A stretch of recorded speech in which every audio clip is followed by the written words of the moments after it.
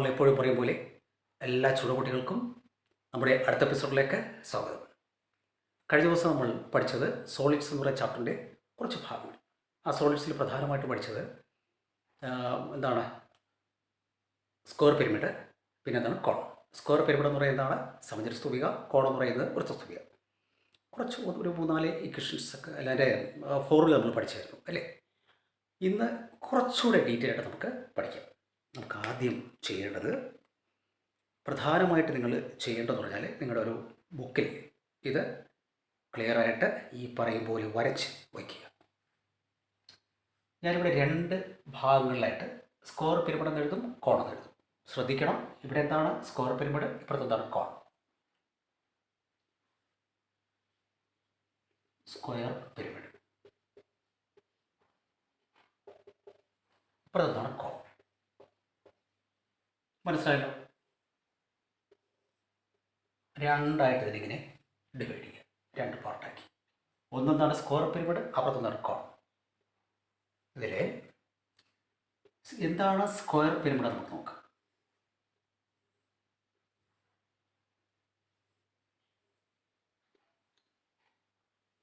ഇതാണ് square pyramid.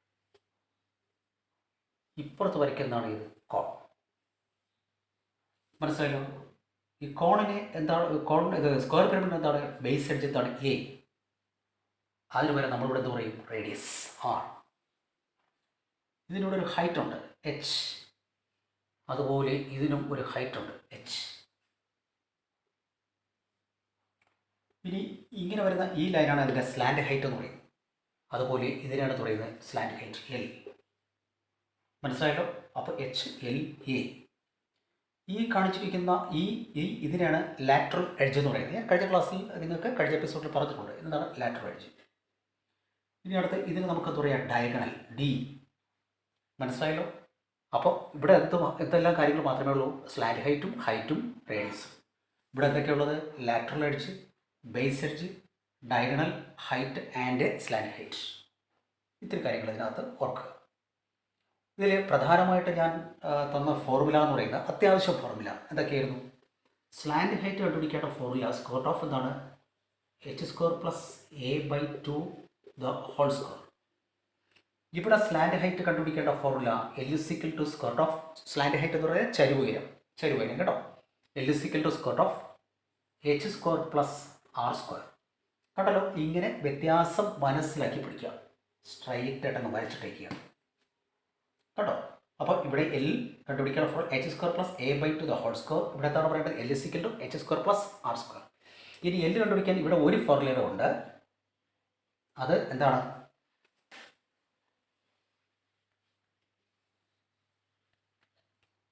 L = square of e² - a/2 the whole square.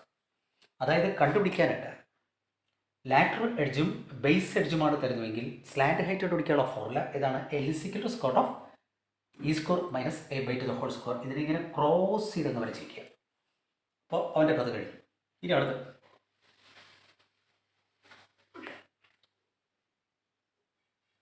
ഇനി എല്ലായി അടുത്ത് H കണ്ടുപിടിക്കാനുള്ള formula h = square of L² - a/2 the whole square. ഇനി അപ്പുറത്ത് height കണ്ടുപിടിക്കാനുള്ള ഫോർമുല ഇവൻ്റെ h = സ്ക്വയർ ഓഫ് എന്താണ് L² - r². ഇതൊന്ന് ചേർത്തങ്ങ് വരച്ചിരിക്കുകയാണ് കേട്ടോ. ഇതിൽ h കണ്ടുപിടിക്കാനുള്ള formula L² - a/2 the whole square. ഇവിടെ h കണ്ടുപിടിക്കാനുള്ള ഫോർമുല L² - എന്താണ് r². അത് ഓർക്കുക. അപ്പോൾ ഇനി അടുത്ത് റേഡിയസും അതിൻ്റെ ബേസ് എഡ്ജും. ഇതിനടുത്ത് നമുക്ക് എ കണ്ടുപിടിക്കാനുള്ള ഫോർമുല A = 2 ഇങ്ങനെ തന്നെ പഠിക്കണം കേട്ടോ. A = 2 square of L² - h². അപ്പുറത്ത് അതിന് വരെ radius R = square of L² - h². കണ്ടല്ലോ? ഏതാണ്ട് ഒരു സിമിലാരിറ്റി ഉണ്ട് നമ്മൾ നോക്കുമ്പോൾ അല്ലേ ഇവർ തമ്മിൽ. അപ്പോൾ ഇവിടെ റേഡിയസ് പിടിക്കാൻ എന്താണ് സ്ക്വയർ ഓഫ് L² - h². ഇവിടെ എന്താണ് എ എന്തുകൊണ്ടാണ് ഹാഫ് അല്ലേ, a/2 ആണിത്. കാരണം ടോട്ടൽ അതിൻ്റെ എഡ്ജ് എന്ന് പറയുന്നത് ലെങ്ത് ഓഫ് എഡ്ജ് എന്ന് പറയുന്നത് ഇതുവരെയാണ്. അപ്പോൾ ഇതിൻ്റെ ഹാഫാണ് a/2 ആണ്. ഇത്രയും ഭാഗം a/2. മനസ്സിലായി? അപ്പോൾ അതുകൊണ്ടാണ് ആ 2 ആണ് ഇവിടെ നമ്മൾ കൊടുക്കുന്നത്. 2 into square of L square minus H square. ഇത്രയും കാര്യങ്ങൾ ഓർക്കുക. ഇനി അടുത്ത് ഇത് അപ്പോൾ അത്യാവശ്യം ഇത്രയും കാര്യം മതി. ഇനി നമ്മൾ പഠിക്കുന്നത് ഈ സ്ക്വയർ പിരമിഡ് എന്ന് പറയുന്നത് ഞാൻ മാറ്റിയാണ്.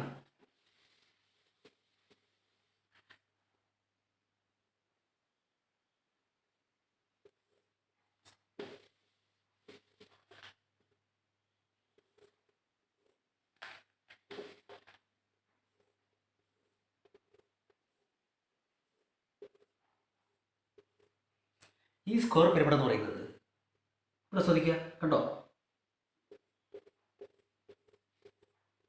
ഇതൊരു ട്രയാങ്കിൾ അല്ലേ? അല്ലേ?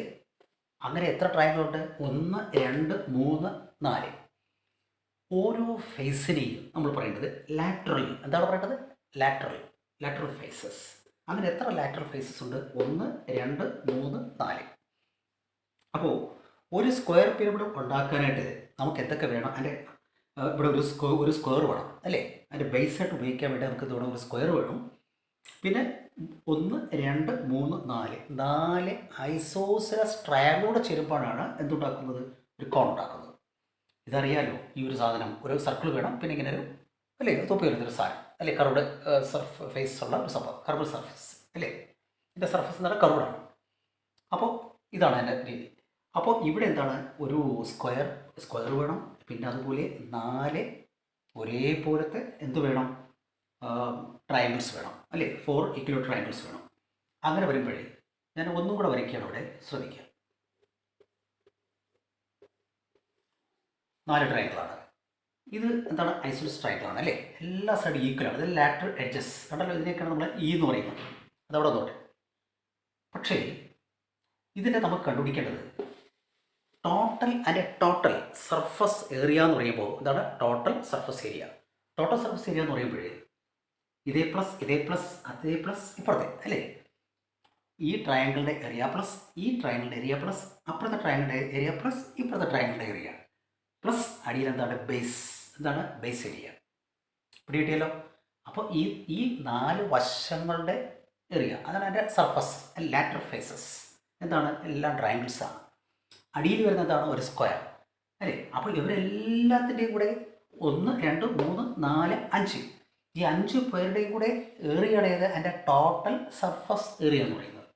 അതുപോലെ ഈ കർവ്ഡ് ഫേസ് ഉണ്ടല്ലോ ഇവിടെ, ഈ കർവ്ഡ് ഫേസിൻ്റെയും ബേസ് അല്ലേ? ഈ ബേസ് എന്ന് പറയുന്നതാണ് സർക്കിൾ. അപ്പോൾ ഇത്രയും രണ്ടും കൂടെ ആഡ് ചെയ്യുമ്പോഴാണ് വരുന്നത് അതിൻ്റെ ടോട്ടൽ സർഫസ് ഏരിയ എന്ന് പറയുന്നത്. അങ്ങനെ ആകുമ്പോഴേ നമുക്ക് ഈ ഒരെണ്ണത്തിൻ്റെ ഏരിയ എത്രയും നമുക്ക് നോക്കാം. ഒരു ട്രയാങ്കിൾ ഏരിയ, നിങ്ങൾ ട്രയാങ്കിൾ ഏരിയ കണ്ടുപിടിക്കാനുള്ള ഹാഫ് BH എന്നൊക്കെ പറയുന്ന ഒരു സംഭവം ഉണ്ട്, അതവിടെ നിന്നോട്ടെ. നമുക്ക് ഇവിടെ എടുക്കേണ്ടത് ഒരു എന്താണ്? ലാറ്ററൽ ഫേസ് അല്ലേ? ഒരു ലാറ്ററൽ ഫേസ് ഏരിയ എന്ന് പറയുമ്പോൾ ഏരിയ ഓഫ് 1 ലാറ്ററൽ ഫേസ് എന്താ പറയേണ്ടത്? Area of 1 lateral face. ശ്രദ്ധിക്കേണ്ടത് അതാണ്. നമ്മൾ അവിടെ ആദ്യം ഈ ഫോറിലേക്ക് എഴുതിയല്ലേ, ഇനി അടുത്ത് ഇവിടെ എഴുതാൻ പോകുന്നു area of 1 lateral face. Lateral face എന്ത് ഷേപ്പാണ് അല്ലേ? ട്രയാങ്കിളാണ്. അതിൻ്റെ ഏരിയ എന്താണ്? Half AL. എന്താണ്? ഏരിയ ഓഫ് 1 ലാറ്ററൽ ഫേസ് എന്ന് പറയുന്നത് എന്താണ്? Half AL. ഇവിടെ അങ്ങനെ നമുക്ക് അതിൻ്റെ ഏരിയ ഓഫ് 1 ലാറ്ററൽ ഫേസ് എന്ന് പറയാൻ പറ്റില്ല, കാരണം അതാണ് കർവ്ഡാണ്.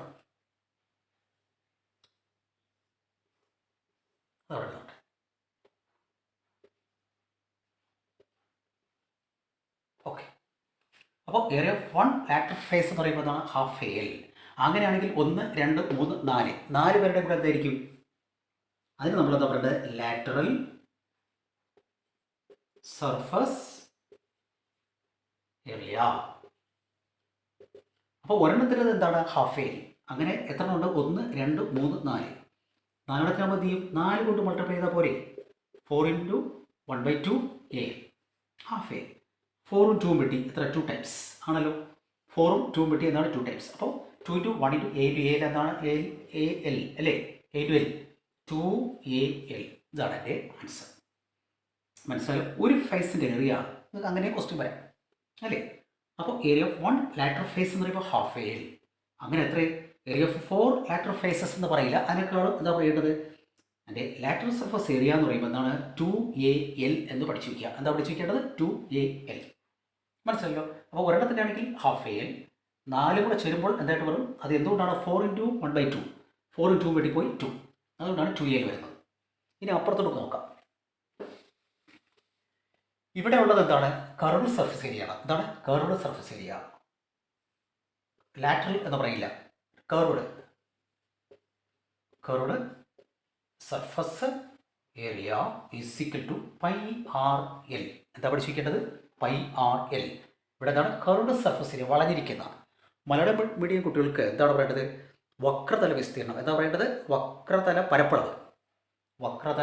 ഇവിടെ എന്താണ്? Curved surface area. എന്താണ്? πRL. ഇവരെയും അങ്ങ് ചേർത്തങ്ങ് വരച്ചിരിക്കുകയാണ്. മനസ്സിലായോ? ഈ എന്താണ് സ്ക്വയർ പിരമിഡിൻ്റെ ഈ ഭാഗത്തിന് അല്ലേ എന്ത് പറയുന്നു? Lateral surface area. അതുപോലെ ഈ കോണിൻ്റെ ഈ ഭാഗത്തിന് എന്ത് പറയുന്നു? Curved surface area. അതിൻ്റെ ഏരിയ എന്താണ്? Curved surface area. ഈ ലാറ്ററൽ ഫേസസിൻ്റെ ഏരിയയിലും കൂടെ എന്താണ്? 2AL. ഇത്രയും കാര്യം മനസ്സിലായല്ലോ. ഇനി അടുത്ത് നമ്മൾ കണ്ടുപിടിക്കേണ്ടത്, ഇതിൻ്റെ ബേസിലേക്ക് പോവാം. നമുക്ക് ഈ സൈഡ് അത്രയും കിട്ടി അല്ലേ? അപ്പോൾ അതിൻ്റെ സൈഡ് കിട്ടി. ഇങ്ങനെ കമ്പയർ ചെയ്ത് പഠിക്കുക, അപ്പോൾ നിങ്ങൾക്ക് തെറ്റില്ല. ഇനി അടുത്ത് നമ്മൾ ചെയ്യേണ്ടത് ബേസ് എന്ന ഷേപ്പാണ് സ്ക്വയർ. അതിൻ്റെ സ്ക്വയർ ഏരിയ അതാണ് ബേസ് ഏരിയ. ബേസ് എന്ന ഷേപ്പാണ് സ്ക്വയർ ഏരിയ എന്നാണ് എ സ്ക്വയർ. ഇനി അപ്പുറത്ത് നോക്ക്, അതിൻ്റെ ബേസ് എന്ന ഷേപ്പാണ് സർക്കിൾ അല്ലേ? അപ്പോൾ സർക്കിളിൻ്റെ ഏരിയ എന്താണ്? സർക്കിളിൻ്റെ ഏരിയ എന്താണ്? πR². അവിടെ നമുക്ക് ബേസ് ഏരിയ തന്നെ എഴുതണം. Base area is equal to πR². മനസ്സിലായോ? അപ്പോൾ ഇതിനെന്താ പറയുക? Lateral surface area. ഇതിനെന്താ പറയുക? Curved surface area. ഇതിനെന്താ പറയുക? Base area. ഇതിനെന്തിനാ പറയുന്നത്? Base area. ഇനി അടുത്ത് അപ്പോൾ ബേസ് ഏരിയ, ഇതിൻ്റെ ബേസ് ഏരിയ എന്താണ്? A square. എന്തുകൊണ്ടാണ്? സ്ക്വയർ ആയതുകൊണ്ട്. ഇതിൻ്റെ ബേസ് ഏരിയ എന്താണ്? ബേസ് എന്താണ്? സർക്കിൾ. അപ്പോൾ സർക്കിളിൻ്റെ ഏരിയ എന്താണ്? πR². അപ്പം അവിടെ അങ്ങ് ചേർത്ത് വരയ്ക്കുക. ഓക്കെ, ക്ലോസ് ചെയ്യണം, ബാക്കിയാണ്. ഇനി അടുത്ത് അപ്പോൾ അതിൻ്റെ ടോട്ടൽ സർഫസ് ഏരിയ എന്താണ്? സർഫസ് ഏരിയ അല്ലെങ്കിൽ ടോട്ടൽ സർഫസ് ഏരിയ എന്ന് എഴുതിയാൽ മതി. Total surface area is equal to, ഈ lateral face area surface area നമുക്ക് എത്ര കിട്ടി? 2AL പ്ലസ് ടോട്ടൽ അല്ലേ? അപ്പോൾ അടിയിലും കൂടെ വരും. അടിയിൽ എന്താണ്? സ്ക്വയർ അല്ലേ? ബേസ് എന്താണ്? ബേസ് ഏരിയ എന്താണ്? A square. അപ്പോൾ 2AL പ്ലസ് എ സ്ക്വയർ ആണ് ഇത് അതിൻ്റെ ടോട്ടൽ സർഫസ് ഏരിയ. ഇനി അപ്പുറത്തോട്ട് പോവാം. അവിടെ നമുക്ക് എന്താ പറയേണ്ടത്? ടോട്ടൽ സർഫസ് ഏരിയ എന്താ പറയേണ്ടത്? Surface area is equal to curve ഫേസിൻ്റെ ഏരിയ എന്ത് കിട്ടി? πRL പ്ലസ് ബേസ് എന്താണ്? സർക്കിൾ. അപ്പോൾ എന്താണ് കിട്ടിയത്? πR². മനസ്സിലായല്ലോ? അപ്പോൾ ഇവിടെ എന്താണ്? സർഫസ് ഏരിയ എന്താണ്? ഇവിടെ സർഫസ് ഏരിയ എന്ന് പറയുന്നത് ടോട്ടൽ സർഫസ് ഏരിയ എന്ന് പറയണ്ട, സർഫസ് ഏരിയ അത് തന്നെയാണ്. ഇവിടെ surface area 2AL plus A square. ഇവിടെ സർഫസ് ഏരിയ എന്താണ്? ലാറ്ററൽ അല്ലേ? അതിൻ്റെ കർവ്ഡ് സർഫസ് ഏരിയ പ്ലസ് എന്താണ്? Base area. ശ്രദ്ധിക്കേണ്ടത്, രണ്ടിലൊന്നുകൊണ്ട് പൈ ഉണ്ട് അല്ലേ? ആ പൈ നമ്മൾ കോമൺ ഫാക്ടറായിട്ട് വെളിയിലെടുത്തു. 2ൽ 6 ഉണ്ട്. ഇവിടെ എത്ര 6 ഉണ്ട്? 1. അപ്പുറത്ത് എന്താണ്? 6 × 6 ആണ്. അപ്പോൾ അതിൽ നിന്ന് ഒരെണ്ണം നമ്മൾ കോമൺ ആയിട്ട് വെളിയിലെടുത്തു. ഇനി അടുത്ത് ഈ πR അല്ലേ? ഇതിലെ പൈ നമ്മൾ വെളിയിലെടുത്തു, 6 വെളിയിലെടുത്തു. ഇനി ഇവിടെ എന്ത് മാത്രമേ ഉള്ളൂ? L പ്ലസ് പൈ വെളിയിലെടുത്തു, 6 വെളിയിലെടുത്തു. ഇനി എന്ത് മാത്രമേ ഉള്ളൂ? ആ. അപ്പോൾ പഠിക്കേണ്ടത് ഇതിൻ്റെ സർഫസ് ഏരിയ എന്ന് പറയുന്നതാണ് πR × L+R. എന്താണ് പഠിക്കേണ്ടത്? πR × L+R. അപ്പോൾ ഒരു സ്ക്വയർ പിരമിഡിൻ്റെ ടോട്ടൽ സർഫസ് ഏരിയ കണ്ടുപിടിക്കാൻ പറഞ്ഞാൽ എന്താ? ലാറ്ററൽ സർഫസ് ഏരിയ പ്ലസ് എന്താണ്? Base area. അതുപോലെ ഒരു കോണിൻ്റെ സർഫസ് ഏരിയ കണ്ടുപിടിക്കാൻ പറഞ്ഞാൽ curved surface area plus base area ഉണ്ടല്ലോ. അതാണ് πRL plus πR². പൈയും R. πR × L+R. ഇത്തിരി കാര്യം മനസ്സിലായല്ലോ? ഇതേ നമ്മൾ പഠിച്ചാൽ ക്ലോസ് ചെയ്യും. ഇത്തിരി കാര്യം മനസ്സിലായല്ലോ? ഇനി അടുത്ത് ഇതിൽ ഒരു കാര്യം കൂടെ പഠിക്കാനുണ്ട്. അതായത് ഈ സ്ക്വയർ പിരമിഡ് എന്ന് പറയുന്നത് സാധാരണ ഇങ്ങനെയുള്ള സ്ക്വയർ പിരമിഡാണ് ഉണ്ടല്ലോ. ഇനി അടുത്ത് ഞാൻ വേറൊന്ന് വരയ്ക്കുന്നത്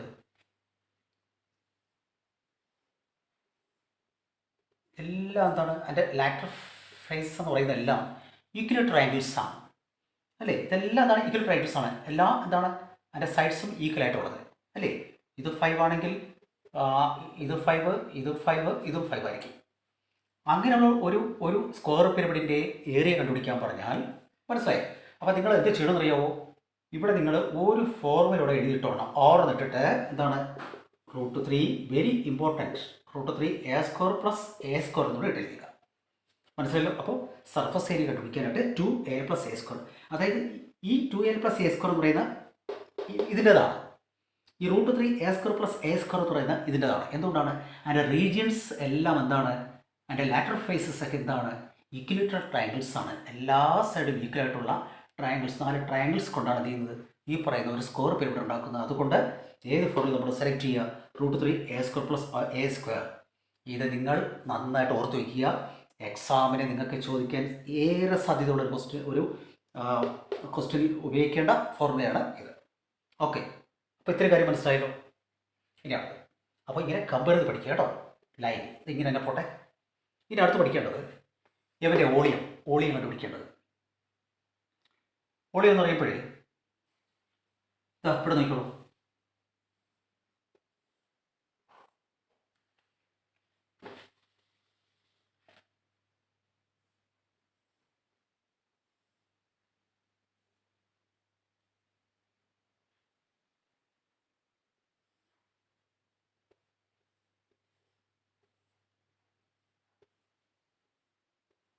ഇതൊരു സ്ക്വയർ പ്രിസമാണ്.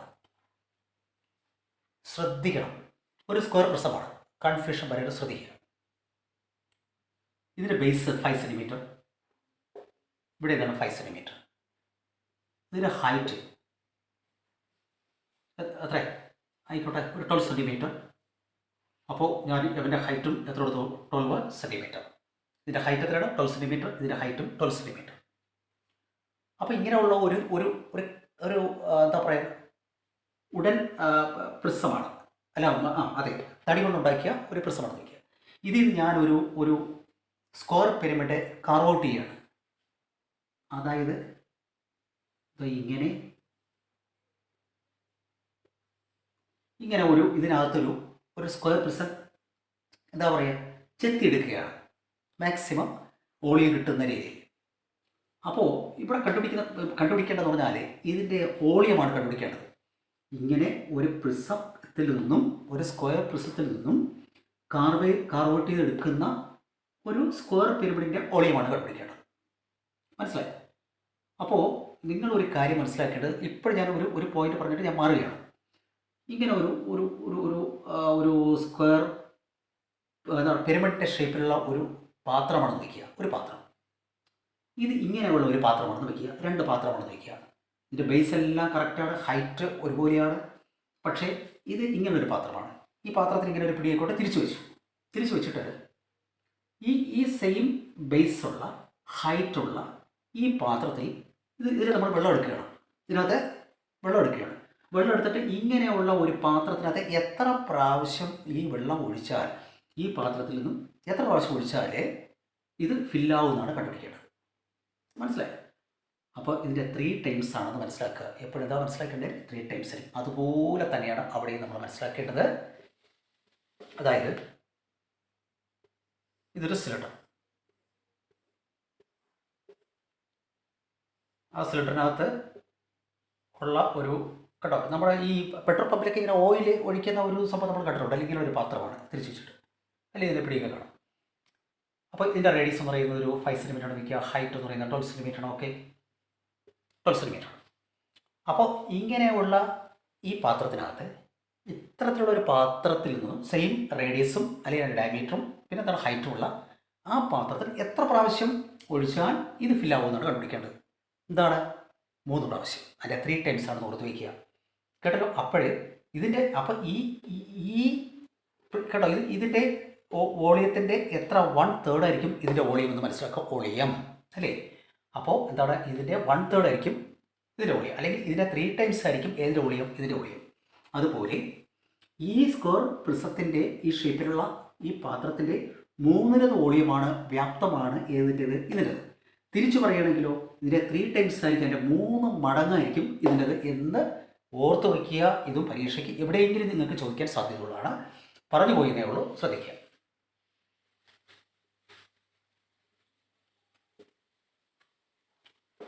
ഇനി അടുത്ത്, അപ്പോൾ അത്രയും കാര്യങ്ങൾ പഠിച്ചു. ഇനി ഈ സ്ക്വയർ അല്ലേ പിരമിഡിൻ്റെ ബേസ് എന്ത് ഷേപ്പാണ്? ഇതിൻ്റെ ബേസ് എന്ത് ഷേപ്പാണ്? സ്ക്വയർ ആണ്. അതിൻ്റെ ബേസ് ഏരിയ എന്തായിരുന്നു ബേസ് ഏരിയ? A square. ഇതിൻ്റെ ബേസ് എന്താണ്? സർക്കിൾ. അതിൻ്റെ ഏരിയ എന്തായിരുന്നു? Pi R square. ഇനി അടുത്ത് നമ്മൾ ചെയ്യേണ്ടത് ഇതിൻ്റെ പെരിമീറ്റർ നോക്കുക. എന്താണ്? ബേസ് പെരിമീറ്റർ എന്നായിരിക്കും. ബേസ് പെരിമീറ്റർ എന്ന് പറയുന്നത് എത്ര എ ഉണ്ട്? ഈ 4 സൈഡിൻ്റെയും കൂടെ തുകയാണ് ഏത്? പെരിമീറ്റർ എന്ന് പറയുന്നത്. ഒരു എ, 2 എ, 3 എ, 4 എ അല്ലേ? 4 എ. അതുപോലെ ഇവിടുത്തെ അതിൻ്റെ സർക്കംഫറൻസ് അല്ലേ? സർക്കംഫറൻസ് അല്ലെങ്കിൽ അതിൻ്റെ പെരിമീറ്റർ, ബേസ് പെരിമീറ്റർ എന്ന് തന്നെ പറഞ്ഞോളൂ. പെരിമീറ്റർ ഇസിക്കൽ ടു എന്താണ്? 2πr. എന്താ പഠിക്കേണ്ടത്? 2πr. അപ്പോൾ ഇതിൻ്റെ പെരിമീറ്റർ ആണെങ്കിൽ എന്താണ്? 4a. ഇതിൻ്റെ പെരിമീറ്റർ ആണെങ്കിൽ എന്താണ്? 2πr. ഇത് നിങ്ങൾ ഇങ്ങനെ വരച്ചങ്ങ് പഠിക്കുക, ഇങ്ങനെ കമ്പയർ ചെയ്ത് പഠിക്കുക. അപ്പോൾ നിങ്ങൾക്ക് കൺഫ്യൂഷൻ ഇല്ല, തെറ്റില്ല. ഇനി അടുത്ത് ഇതിൻ്റെ വോളിയം. ഇതിനൊരു ഡി ശ്രദ്ധിച്ചിരിക്കണം. ഇതിനൊരു ഡി ഡയഗണൽ ഓർത്ത് വയ്ക്കുക. ഇനി ഇതിൻ്റെ വോളിയം എന്ന് പറയുന്നത് volume of a square pyramid. എന്താണ് volume? V. Volume of a square pyramid. ഒരു സ്ക്വയർ സമചതുര സ്തൂപിയുടെ വ്യാപ്തം എന്താണ്? 1/3 a സ്ക്വയർ h. ഞാൻ അതാണ് നേരത്തെ പറഞ്ഞത്. കണ്ടല്ലോ, ഇതാ ഇങ്ങനെയുള്ള ഒരു സ്ക്വയർ പ്രിസം. അതിൻ്റെ ബേസ് എന്താണ്? ബേസ് എഡ്ജ് എന്താണ്? എ. ഇതാണ് ഹൈറ്റ്. അപ്പോൾ ഇതിൻ്റെ വോളിയം എന്താണ്? പറയൂ. A square h. ഏതൊരു പ്രിസത്തിൻ്റെയും വോളിയം കണ്ടുപിടിക്കേണ്ടത് അതിൻ്റെ ബേസ് ഏരിയയെ ഹൈറ്റ് കൊണ്ട് മൾട്ടിപ്ലൈ ചെയ്യാം. ഇതിൻ്റെ ബേസ് എന്ത് ഷേപ്പാണ്? എ സ്ക്വയർ ആണ്. അപ്പോൾ ഒരു എഡ്ജ് എന്താണ്? എ. അപ്പോൾ അതിൻ്റെ ഏരിയ എന്തായിരിക്കും? A square. അപ്പോൾ ബേസ് ഏരിയ ഇൻറ്റു ഹൈറ്റ്. ഇനി അതുപോലെ ഇതിൻ്റെതാണെങ്കിലോ ബേസ് ഏരിയ എന്താണ്? ഇതിൻ്റെ റേഡിയസ് അല്ലേ? ബേസ് ഏരിയ എന്താണ്? Pi R square into height. അപ്പോൾ അതിൻ്റെ വോളിയം ഇതിൻ്റെ വോളിയം കണ്ടുപിടിക്കാൻ പറഞ്ഞാൽ എന്ത് ചെയ്യും? V is equal to pi R square H. മനസ്സിലായല്ലോ? എൻ്റെ base area into height. Base circle ആകുമ്പോൾ അതിൻ്റെ ഏരിയ എന്താണ്? Pi R square into height. ഇനി ഞാൻ നേരത്തെ പറഞ്ഞു ഇതിൻ്റെ അറിയാലോ, ഇതിനകത്തൊരു കോൺ ഒരു സ്ക്വയർ പിരമിഡ് നമ്മൾ കട്ട് ചെയ്തെടുക്കുകയാണെങ്കിൽ, കാർവ് ഔട്ട് ചെയ്തെടുക്കുകയാണെങ്കിൽ അതിൻ്റെ വോളിയം എന്ന് പറയുന്നത് ഇതിൻ്റെ 3/1 അതാണ് പറയുന്നത്. ഈ കണ്ടോ, ഇതെന്താണ്? ഇതിൻ്റെ വോളിയമാണ്. അതിൻ്റെ വോളിയത്തിൻ്റെ 3/1 ഇതിൻ്റെ വോളിയം. അതാണ് 1/3 എന്ന് കൊടുത്തിരിക്കുന്നത്. അതുപോലെ ഇതിൻ്റെ വോളിയം എന്താണ്? പൈ ആർ സ്ക്വയർ അല്ലേ? ഇതിൻ്റെ വോളിയം എന്താണ്? Pi R square H. അപ്പോൾ ഇനി ഒരു കോണിൻ്റെ വോളിയം എന്തായിരിക്കും? അതിൻ്റെ വോളിയം ആകണം അതിൻ്റെ 1/3 അല്ലേ? Volume is equal to 1/3 pi R square H. മറക്കരുത്. ഇതിൻ്റെ ബേസ് ഏരിയ എന്താണ്? Base perimeter 4a. ഇതിൻ്റെ ബേസ് പെരിമീറ്റർ 2πr. ഇനി അടുത്തോ ഇതിൻ്റെ വോളിയം എന്ന് പറയുമ്പോൾ ഇതിൻ്റെ വോളിയം എന്താണ്? 1/3 a സ്ക്വയർ എച്ച്. അതുപോലെ ഇതിൻ്റെ വോളിയം എന്താണ്? 1/3 പൈ ആർ സ്ക്വയർ. ഈ 1/3 കിട്ടിയത് മനസ്സിലായല്ലോ. അതായത് സിലിണ്ടറിൻ്റെ വോളിയത്തിൻ്റെ 3/1 ഏതിൻ്റെ വോളിയം? കോണിൻ്റെ വോളിയം. അതുപോലെ സ്ക്വയർ പ്രിസത്തിൻ്റെ വോളിയത്തിൻ്റെ 3/1 ഏത്? ഇതിൻ്റെ വോളിയം. ഇത്രയേ ഉള്ളൂ അതിൽ പഠിക്കാനുള്ളത്. ഇനി ഒരു ഫോർമുല ഇതിന് പഠിക്കാൻ ഉണ്ട്. അല്ലെങ്കിൽ ബേസ് എഡ്ജിന് പകരം ഡയഗണൽ തന്നേക്കും. ലെങ്ത് ഓഫ് ഡയഗണൽ, അതിൻ്റെ വികരണം തന്നിരിക്കും. അങ്ങനെയാണെങ്കിൽ ഫോർമുല എന്തെഴുതും? ഇത് കാണാതെ പഠിക്കുക. 1/3 into 1/2 into D square into H എന്ന് കൂടെ പഠിച്ചു വയ്ക്കുക. ഇതാണ് formula. 1/3 into 1/2 into D square into H. എന്തുകൊണ്ടാണ്? ബേസ് എഡ്ജിന് പകരം നിങ്ങൾക്ക് ഡയഗണലാണ് തരുന്നതെങ്കിൽ എന്ത് കൊടുക്കുക? 1/3 into 1/2 into D A square വരെ കൊടുത്തു ഡി സ്ക്വയർ ഇൻറ്റു ഹൈറ്റ്. ഇതിനകത്ത് ഇത് തന്നെയാണ് ഫോർമുല. എമ്മനെയും ഇങ്ങനെ ചേർത്തൊന്ന് വരയ്ക്കുക.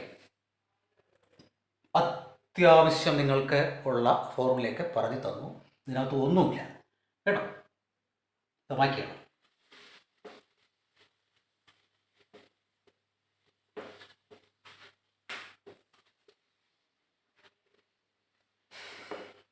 ഇനി അടുത്ത് വളരെ രസകരമായ അടുത്തൊരു ഭാഗത്തേക്ക് പോവുകയാണ്. സ്പിയർ. സ്പെല്ലിംഗ് എന്താണ്? സ്പിയർ. ഹെമിസ്ഫിയർ അല്ലേ? Sphere, hemisphere. അവിടെയും നമ്മൾ ഇത് കമ്പയർ ചെയ്ത് പിടിക്കുക. സ്പിയർ എന്ന് പറയുന്ന സാധനം ഇതാണ് അല്ലേ? ഹെമിസ്ഫിയർ എന്ന് പറയുന്ന സാധനം എന്താണ്? ഇതാണ് ഒരു ബോൾ, ഇതൊരു ബോൾ അല്ലേ. അതിൻ്റെ കട്ട് ചെയ്ത ഭാഗമാണ് ഇത്. അപ്പോൾ ഇതിനകത്ത് എന്തുണ്ട്? റേഡിയസ്. അപ്പോൾ ഇവിടെ എന്തുണ്ട്? റേഡിയസ്. മനസ്സിലായല്ലോ? ഇതൊരു മൊത്തത്തിലുള്ള ഒരു ബോൾ. ഇതെന്താണ്? ഒരു ഹാഫ്. ഇതാണ് സ്പിയർ, ഇതെന്താണ്? ഹെമിസ്ഫിയർ. ഇനി അടുത്ത് നോക്കേണ്ടത് സ്പിയറിൻ്റെ ടോട്ടൽ സർഫസ് ഏരിയ എന്ന് പറഞ്ഞാൽ സർഫസ് ഏരിയ. എന്താ പറയേണ്ടത്? Surface area is equal to 4πr². ഇതാ പഠിക്കേണ്ടത് 4πr². അപ്പം ഇനി ഇവൻ്റെ എന്തായിരിക്കും? 3πr². എന്താണ്?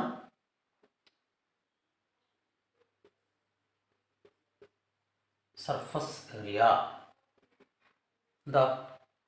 is equal to 3πr². ശ്രദ്ധിക്കുക, മൊത്തത്തിലാണെങ്കിൽ എന്താണ്? 4πr². പകുതിയാണെങ്കിൽ എന്താണ്? ഒരെണ്ണേ കുറയുള്ളൂ. എന്താണ്? 3πr². അതിലൊരു πr² എന്ന് പറയുന്നത് അടിയിലത്തെ സർക്കിളും കൂടെ ചേരുമ്പോഴാണ് കേട്ടല്ലോ. അതിൻ്റെ ഫേസ് ഏരിയയാണ് അത് ഒരു പയർ. അങ്ങനെ 2πr plus πr² plus 3πr². മനസ്സിലായല്ലോ? ഇനി അടുത്ത് ഇതിൻ്റെ സർഫസ് ഏരിയ എന്ന് പറയുന്നത് ഇതിൻ്റെ കർവ് സർഫസ് ഏരിയ ഉണ്ടോ? 2πr². എവൻ്റെതാണെങ്കിലോ πr². അതുകൊണ്ടാണ് അപ്പോൾ ആ 2πr² ഈ ഒരു πr² കൂടെ ചേർന്നാണ് ഇത് വരുന്നത് 3πr². ചേർത്ത് വയ്ക്കുക. ഇനി ഇതിൻ്റെ കർവ് സർഫസ് ഏരിയ എന്താണ്? Curved surface area is equal to 2πr². കണ്ടല്ലോ? അപ്പോൾ ഇവിടെ അങ്ങനെ ഒരു സാധനം ഇല്ല. എല്ലാം കൂടെ മൊത്തത്തിലേക്ക് ഉരുണ്ടിരിക്കുകയാണ് അല്ലേ. അങ്ങ് ചേർത്ത് വയ്ക്കുക. ഇനി അടുത്ത് ഇവൻ്റെ ഏരിയ എന്താണ്? ഏരിയ ഓഫ് അതിൻ്റെ പ്ലെയിൻ ഫേസ് ഏരിയ എന്താണ്? പ്ലെയിൻ ഫേസ്, പരന്ന മുഖത്തിൻ്റെ എന്നായിരിക്കും നിങ്ങൾക്ക് ക്വസ്റ്റ്യൻ വരിക കേട്ടോ. അപ്പോൾ എന്താണ്? Plain face area. എന്താണ് പ്ലെയിൻ ഫേസ്? പ്ലെയിൻ സ്പെല്ലിംഗ് എന്താണ്? PLAIN അല്ലേ. പ്ലെയിൻ ഫേസ് ഏരിയ എന്താണ്? πr². മറ്റേ PLAIN പ്ലെയിൻ എന്താണ്? ഷൂ എന്ന് പറഞ്ഞ മുഖത്താണ് അല്ലേ. ഇവിടെ എന്താണ്? പ്ലെയിൻ ഫേസ് ഏരിയ എന്താണ്? πr². അതാണ് ഈ കർവ്ഡ് സർഫസ് ഏരിയയും ഈ ഇതിൻ്റെ പ്ലെയിൻ ഫേസ് ഏരിയയും കൂടെ ചേരുമ്പോഴാണ് ഇത് അതിൻ്റെ സർഫസ് ഏരിയ കിട്ടുന്നത്. അതാണ് 3πr². കർവ്ഡ് സർഫസ് ഏരിയ എന്താണ്? 2πr². അടിയിലുള്ളത് ഏതാണ്? പ്ലെയിൻ അല്ലേ, ഫേസ് ഏരിയ. ഇവിടെയും ഒന്നുമില്ല. അവിടെ വേണമെങ്കിൽ ഒരു ഇൻറ്റു മാർക്ക് ഇട്ടുള്ളൂ.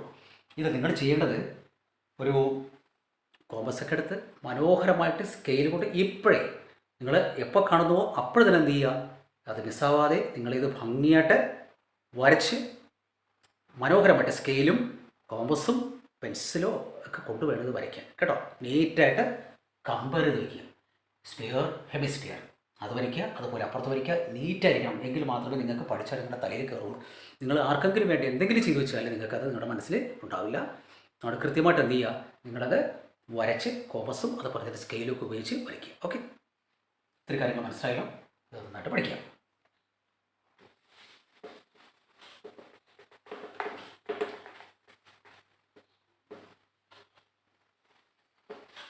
അപ്പോഴേ ഇന്ന് നമ്മുടെ അത്യാവശ്യമായിട്ടുള്ള ഫോർമുല, അതായത് നിങ്ങളുടെ സോളിഡ്സ് എന്ന് പറയുന്ന ചാപ്റ്ററിൻ്റെ പ്രധാനമായിട്ടുള്ള ഫോർമുല എല്ലാം നിങ്ങൾക്ക് ഞാൻ പറഞ്ഞു തന്നു. നിങ്ങളിത് പഠിച്ചാൽ മാത്രം മതി. പഠിച്ചിട്ട് അടുത്ത ക്ലാസ്സിൽ തയ്യാറായിരിക്കുക. പെട്ടെന്ന് ക്വസ്റ്റ്യൻസ് ചെയ്തു പോകും. നിങ്ങൾ അതുപോലെ കൂടെ വരാനായിട്ട് തയ്യാറാകുക. അതിനു മുമ്പായിട്ട് എന്ത് ചെയ്യുക, ഈ പഠിപ്പിച്ച എല്ലാ കാര്യങ്ങളും ഒന്ന് നന്നായിട്ട് പഠിച്ചു വയ്ക്കുക. ഓക്കെ, പിന്നെ വേറൊരു കാര്യം എന്ന് പറഞ്ഞാൽ നിങ്ങളുടെ ഫ്രണ്ട്സിനോട് പറയുക. നല്ല ചാപ്റ്റർ, ഇത് ഏറ്റവും പ്രധാനപ്പെട്ട ചാപ്റ്ററാണ് ഇത്, സോളിഡ്സ് എന്ന് പറയുന്നത്. ഇങ്ങനെ ക്ലാസ്സുകളൊക്കെ അറിയിക്കുക. കൂട്ടുകാരുടെയൊക്കെ പറഞ്ഞിട്ട് നമ്മുടെ ചാനൽ എന്ത് ചെയ്യുക, സബ്സ്ക്രൈബ് ചെയ്യിക്കുക. എല്ലാവർക്കും നല്ലൊരു താങ്ക് യു.